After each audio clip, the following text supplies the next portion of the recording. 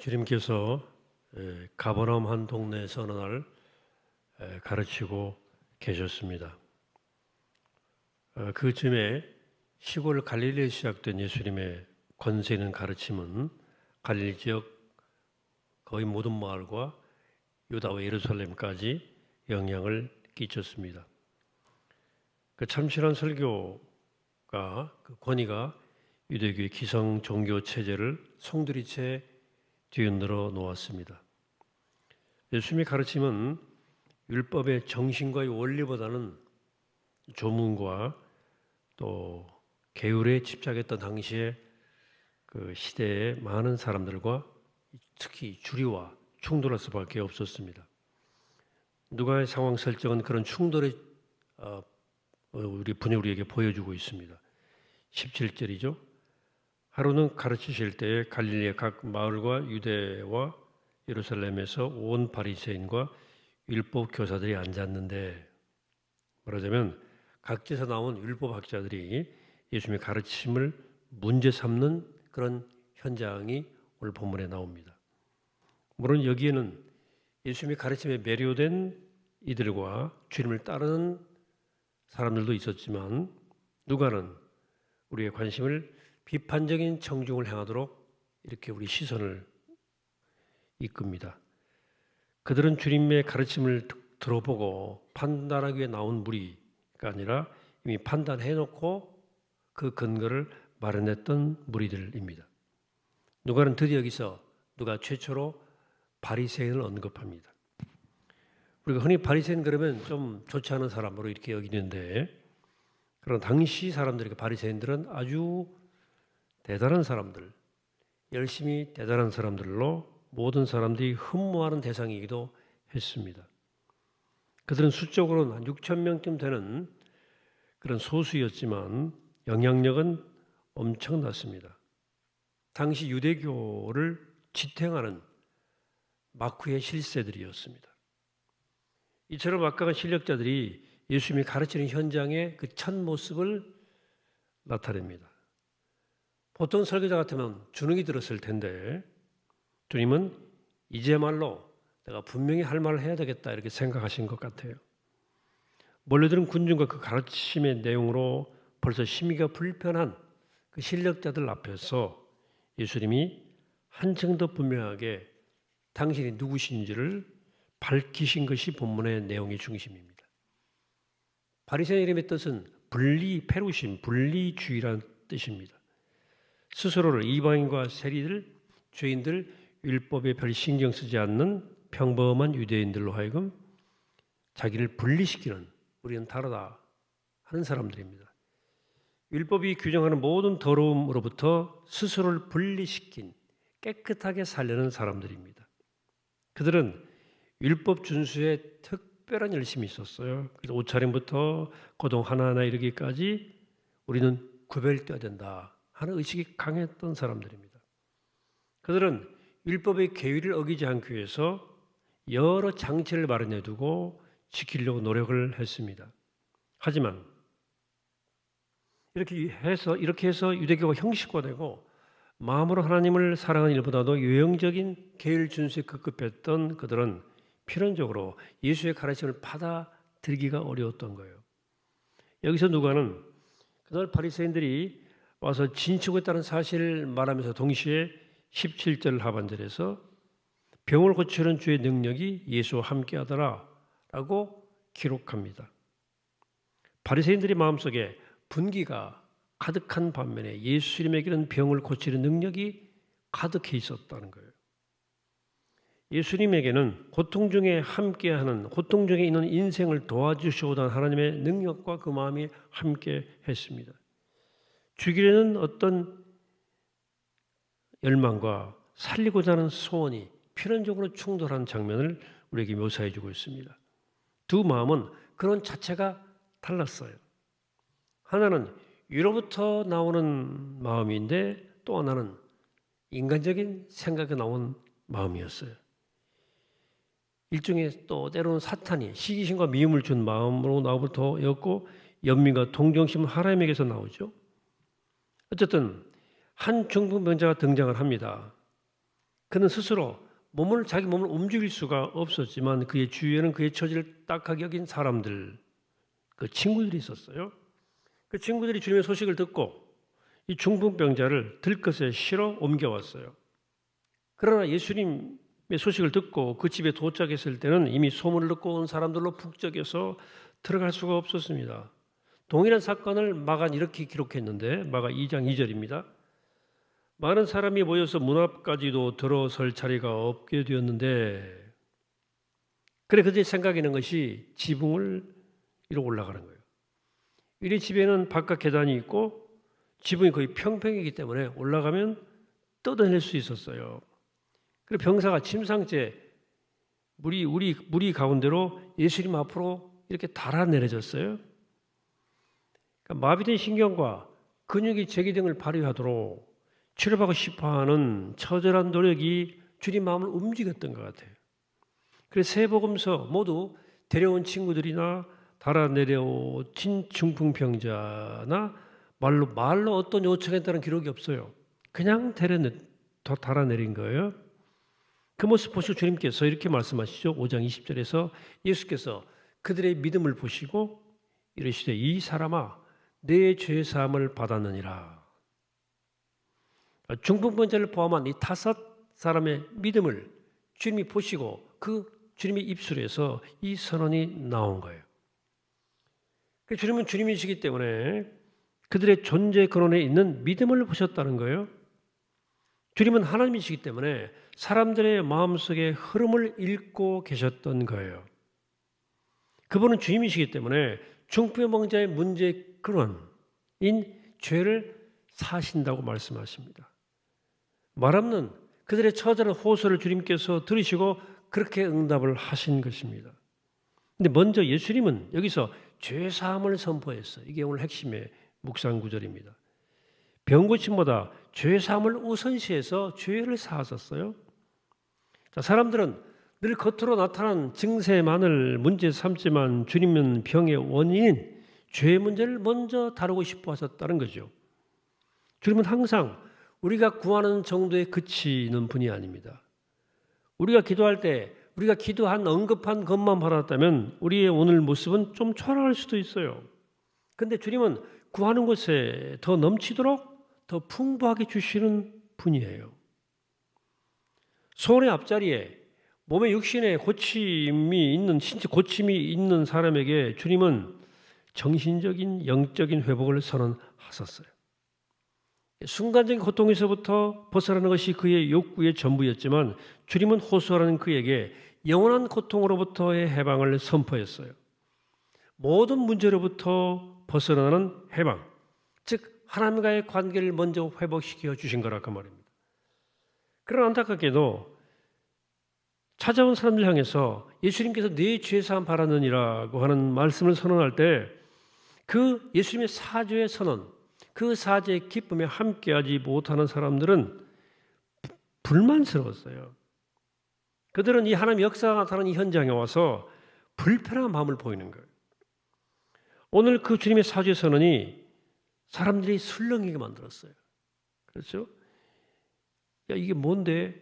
예수님께서 바리새인들이 예수님이 죄사함 받았느니라 하는 선언의 함축된 의미를 바로 알아차렸어요. 그리고 이렇게 21절 이렇게 말합니다. 오직 하나님 외에 누가 능히 죄를 사하겠느냐? 이 말은 틀리잖아요. 그러나 죄사함을 선포하신 예수님이야말로 그들 가운데 가까이 오신 하나님의 아들이란 것을 그들은 받아들일 수가 없었어요. 알지 못했고 예수님이 누군지를 알아야 되는데 모르는 거죠. 그들은 예수님이 바로 하나님의 사람의 모습을 하고 이 땅에 오신 하나님이란 사실을 알아채지 못하고 하나님의 위험 앞에 거부 반응을 보인 거죠. 이렇게 말합니다. 21절에서 이 신성 모독하는 자가 누구냐? 오직 하나님 외에 누가 능히 죄를 사하겠느냐?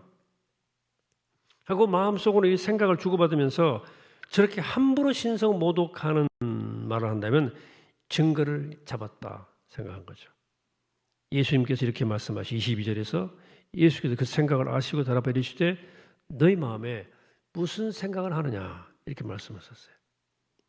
예수님은 예수님 만나서 책 잡을 말을 찾아서 결국 죽이고자 하는 그들에게 하나님의 말씀이 들릴 일이 만무하죠. 그러니까 사죄를 선포하는 주님 말씀은 다만 그들에게 하나의 건수를 건진 것밖에 되지 않았다는 거죠. 그런데 그러니까 그들이 내 죄사함을 받아라 하는 말씀과 일어나 걸어가라 하는 말씀 중 어느 것이 더 쉬운지 분간이 잘 안 되는 거예요. 얼핏 생각하면 죄사함 받았다는 선언이 말로 하는 거니까 표면적으로 나타나지 않은 기 때문에 쉬운 것처럼 보여요. 그래서 사실 둘 다 아무나 할 수 있는 일이 아닙니다. 누가 인생의 죄를 사할 것이고 누가 중풍병자를 일으켜 세울 수 있겠어요? 주님은 죄를 사하는 권세가 영적인 영역에서 중풍병자의 마음속에 일어났다는 것을 입증하기 위해서 기적을 행하기로 결단하신 거예요. 율법학자들에게 하여금 땅에서 죄를 사하는 권세가 인자하게 있다는 것을 보여주시기 위해서 그 병자에게 향해 명령하십니다. 24절에 내가 내게 이르노니 일어나 내 짐승을 가지고 집으로 가라. 당시 유대인들은 모든 질병의 결과가 죄의 결과라고 봤어요. 질병은 죄의 결과라고 보았어요. 그래서 한 랍비는 어떤 병자라도 그 모든 죄가 사해지기까지는 질병으로부터 회복될 수 없다고까지 얘기했어요. 이런 그들의 생각에 비추어 볼 때 그 병자가 곧 일어나 누웠던 것을 가지고 하나님께 영광을 돌렸다는 사실은 그의 죄가 사해졌다는 사실을 말해주는 것이기도 했거든요. 여기에 이제 드디어 아름다운 결말이 펼쳐지는데 자신의 누웠던 침상을 이제는 들고 가는 중풍병자를 보십시오. 주님의 사역에 대한 반응이 군중 사이에 이렇게 드러납니다. 26절이죠. 함께 합독해 볼까요? 시작. 모든 사람이 놀라 하나님께 영광을 돌리며 심히 두려워하여 이르되 오늘 우리가 놀라운 일을 보았다 하니라. 아멘. 이 중풍병자가 이렇게 자유롭게 걷게 된 현장은 박수하고 환호치고 낄낄거리고 웃는 자리가 아니에요. 그 일이 하나님께로부터 말미암았다면 그 자리에 능력으로 임재하였던 그 하나님의 거룩하심 앞에서 모두 압도당하는 것이 정상일 거예요. 그것은 영광을 찬양하는 오늘 놀라운 아름다운 자리일 거예요. 본문의 주인공은 고침받은 중풍병자가 아닙니다. 이야기의 핵심은 병고침이 아니고 그 너머에 있는 죄사함이에요. 중풍병자를 고치는 것을 소재로 삼고 있지만 주님은 이 이야기를 통해서 당신이 땅에 죄를 사하는 권세가 있음을 모든 바리새인들과 율법학자들에게 드러내고자 하셨어요. 이 영광스러운 순간에 사람들은 또다시 두 갈래로 갈라졌어요. 더욱 죽이려고 미워하는 사람들과 영광과 찬양을 하나님께 드리는 사람들로 갈라졌어요. 여러분, 기적을 보는 것이 신체적인 치유와 건강이 우리로 하여금 하나님을 찬양토록 만들지는 않습니다. 병고침을 받을 수는 있으나 그것이 우리 마음속에 지속적 기쁨을 주지를 못해요. 오직 죄사함만이 우리 마음속에 기쁨을 솟아나게 하고 거기서 아름다운 꽃이 피는 동산으로 우리 인생을 만들어주는 겁니다. 그렇기 때문에 치유보다 죄사함이 우선적인 거예요. 더 우선적입니다. 주님을 우리가 살아가는 데 있어서 불편한 질병과 고통, 장애를 제거하시는 분으로만 생각지 말아라는 겁니다. 주님은 바리새인들의 시기와 증오를 무릅쓰고 이 말을 하심으로써 더욱 미움을 받을 것을 아시고서도 당신이 죄를 사하는 분을 분명히 밝히시는 거예요. 주님은 이 일로 인해서 당신이 궁극적으로 십자가에 달려 죽게 된다는 것을 아시면서도 당신이 세상에 온 목적은 단순히 병을 고치는 것이 아니라 땅에서 죄를 사하는 권세가 있는 줄을 사람들이 알게 하기 위함이라고 말씀하신 것입니다. 왜냐하면 질병의 고통은 결코 죽음 이후까지 따라가지 않지만 죄를 말미암는 고통은 이 세상에서 행복하지 못하게 할 뿐 아니라 하나님의 심판대에 설 때에도 우리를 끝까지 괴롭히는 대목이기 때문입니다. 그래서 죄로 인한 고통은 이 땅에서 우리의 행복을 빼앗아가는 동시에 영원토록 우리를 고통 가운데 던지기 때문입니다. 그렇기 때문에 주님은 육신의 질병의 고통 가운데 있는 사람을 치유해 주시기 전에 네가 죄사함 받으니라고 선포하신 것입니다. 주님이 땅에서 죄를 사는 권세가 있다고 말씀하신 이유는 우리 죄가 이 땅에서 처리되어 사함을 받아야 하기 때문입니다. 땅에서 용서받지 못한 죄는 하늘에서 결코 용서되는 법이 없습니다. 그래 땅에서 풀면 하늘에서 풀릴 것이고 땅에서 매면 하늘에서도 매일 것이라고 말씀하는 겁니다. 예수님께서 인자가 땅에서 들림으로써 사죄의 복음이 선포되었기 때문에 땅에 사는 모든 인생, 지금 여기 이 땅에서 죄 용서를 받아야 되는 것입니다. 예수님은 당신을 인자, 즉 하나님의 사람의 아들이라고 부르셨어요. 인자. 당신이 사람이 되어 사람의 아들로 이 땅에 오신 것은 땅에서 고통당하는 인생들의 죄를 용서해 주기 위해서 오셨다는 뜻입니다. 하늘은 죄를 용서하는 것이 아니라 죄가 용서된 사람이 가서 누리는 곳입니다. 죄 용서받는 것은 하늘이 아니라 이 땅이에요. 하나님의 아들이 사람의 아들이 되시면 사람의 아들로서 땅에서 죄를 용서받아 영원토록 하나님의 아들로 살게 하려 하심이에요. 그러니까 중풍병자가 치유된 기적은 예수님이 이 땅에서 죄를 용서하는 자임을 나타내시기 위함이었다고 하는 것입니다. 여러분은 묻습니다. 여러분들 관심은 어디 있어요? 아직도 세상과 함께 끝나버리는 육신의 고통을 면하는 것이 우리의 모든 관심의 전부입니까? 그렇다면 24절의 말씀, 인자가 땅에서 죄를 사하는 권세가 있는 줄을 너희가 알게 하리라 하는 주님의 음성이 귀에 들릴 때까지 이 말씀을 떠나시면 안 됩니다. 거듭거듭 이런 말씀을 계속 읽으셔야 돼요.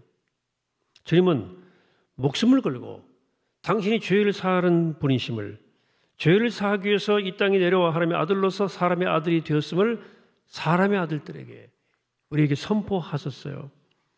이 사건의 결말로 인해 찬양하던 모든 사람의 찬양이 우리 마음속에도 있어야 할 줄로 믿습니다. 내 죄사함 바라니라 하는 말씀에 자리를 들고 일어나 찬양하면서 들어가는 영광을 주님께 돌리는 이 중풍병자의 아름다운 마음이 우리의 마음이 되기를 바랍니다. 사랑하는 여러분, 우리 주님은 땅에서 죄를 사하는 권세를 가지신 분이에요. 오늘 네 죄가 사해졌느니라 하는 주님의 선언이 우리 영혼에 들려져 우리 영혼이 살고 우리 삶이 회복되어지는 놀라운 은총이 함께하기를 이 아침에 주의 이름으로 간절히 축원합니다. 아멘. 기도하시겠습니다. 거룩하시고 자비로우신 아버지 하나님, 오늘 제일 주의 말씀을 듣습니다. 오늘 중풍병 들린 사람에게 주님께서 하신 선포, 내 죄 사함을 바라느니라 하는 이 선포가 우리 마음에 선포되어서 우리 귀에 들려져서 우리 어떤 육신의 고통을 넘어서 그 뿌리에 있는 우리 영혼의 질병, 우리가 죄가 사함받음으로 적경공 돌리며 하늘의 생명을 맛보고 누리는 이 땅에서 용서받아 하늘의 평화를 누리는 우리가 될 수 있도록 축복하여 주시옵소서. 함께 하시고 도우시고 축복하시고 기름 부심을 감사드리옵고 우리를 구원하신 우리 예수 그리스도 이름으로 기도하옵나이다. 아멘.